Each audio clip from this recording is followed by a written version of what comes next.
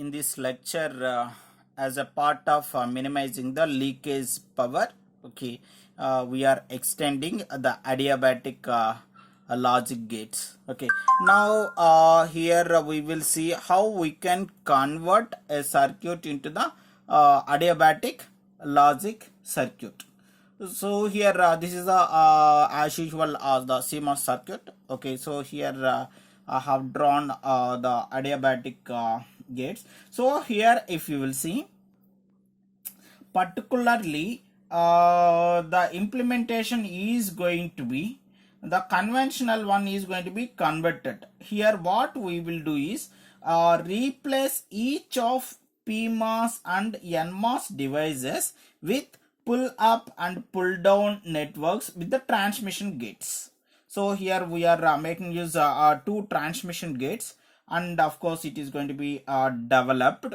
So here, and the use extended form, if we will see over here, the one here we are going to be making use the use expanded pull-up network to drive the true output.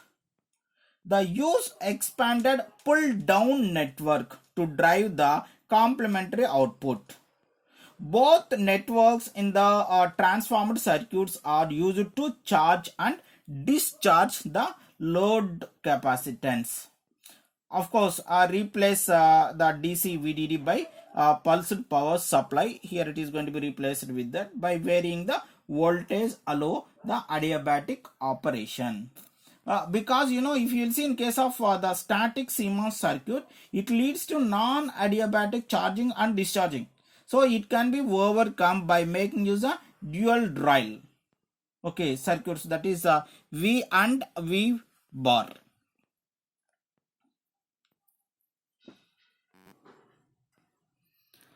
So here if you will see, here we are applying time varying voltage, that is pulsed power supply. The outputs of one is going to be output, the another one is going to be out bar.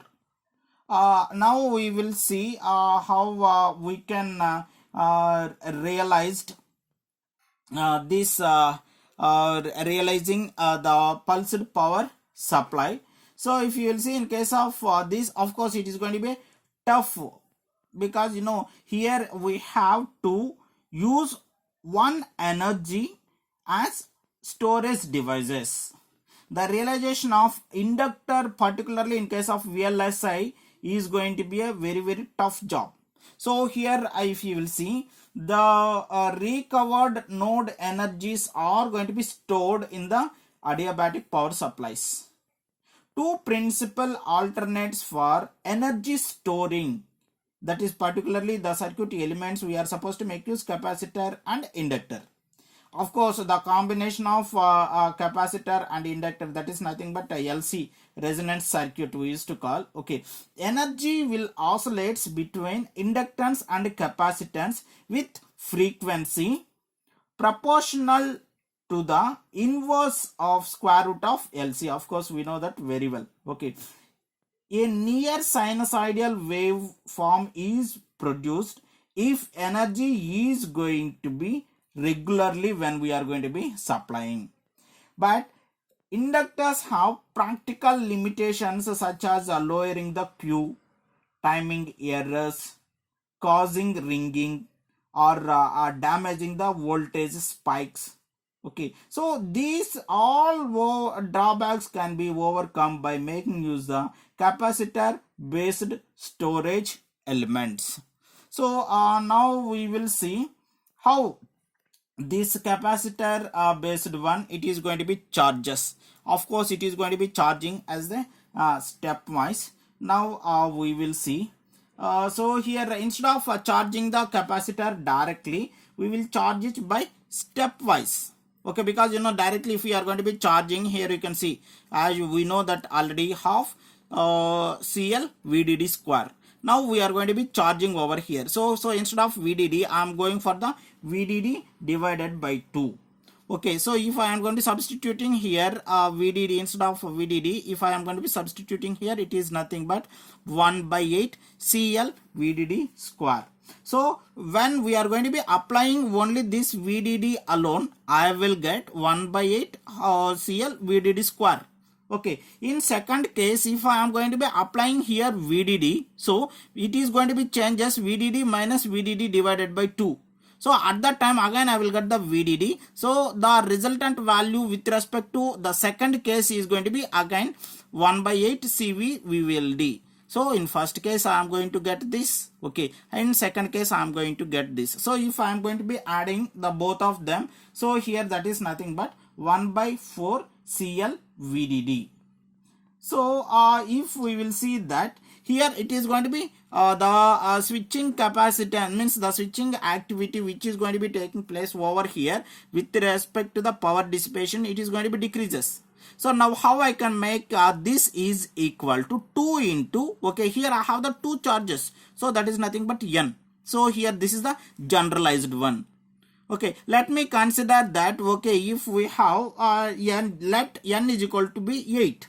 So automatically what will happen, the resultant value will become 1 by 16. So it is going to be compared to the traditional one, it is highly benefitable. Okay, so that is why we are going to be making use this stepwise charging. Okay, now we will move to the partially adiabatic circuit. So if you will see in case of this partially adiabatic circuits, okay, so here how it is going to be is both the inputs are going to be dual rail encoded.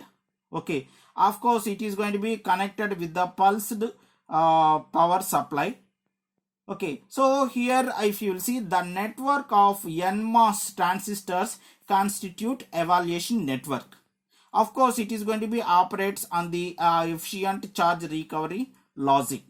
But if you will see that ECLR, okay, so here we will have one drawback, because here the output is going to be in a floating manner. So to overcome that problem, what we will do is instead of making use this circuit, okay, we are going to be making use 2N 2N 2P. So that this 2N 2P is going to be the main advantage over ECRL is, okay, the cross coupled N MOSFET switches result the non-floating outputs for large part of recovery phase. So that is why instead of making use this directly we will go for this 2N 2P. Now we will see the another one that is the positive feedback adiabatic logic circuits. Of course, in case of this positive feedback adiabatic circuit, okay, mainly it is operating in 4 phases. Okay, that is evaluation phase, hold phase, recover, and wait. So if you will see in case of this first phase, evaluation phase, the input is going to be stable. Okay, the output is going to be charging from 0 to VDD. And it is going to be enters into the hold. From the hold it is going to be enter into the recovery. Okay, so in case of the recovery, the energy stored in the node capacitors are, okay, now transferred back to the power supply. Okay, next it will enter into the power phase, okay, to start the another evaluation process. Okay, now here I have considered some of the examples. Okay, here this graph, okay, it is going to be ECRL. Okay, next we will see this is a 2N 2NP, and here this is for PFAL.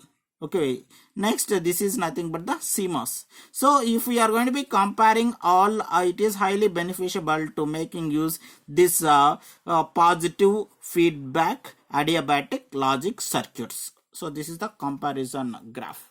Okay, thank you.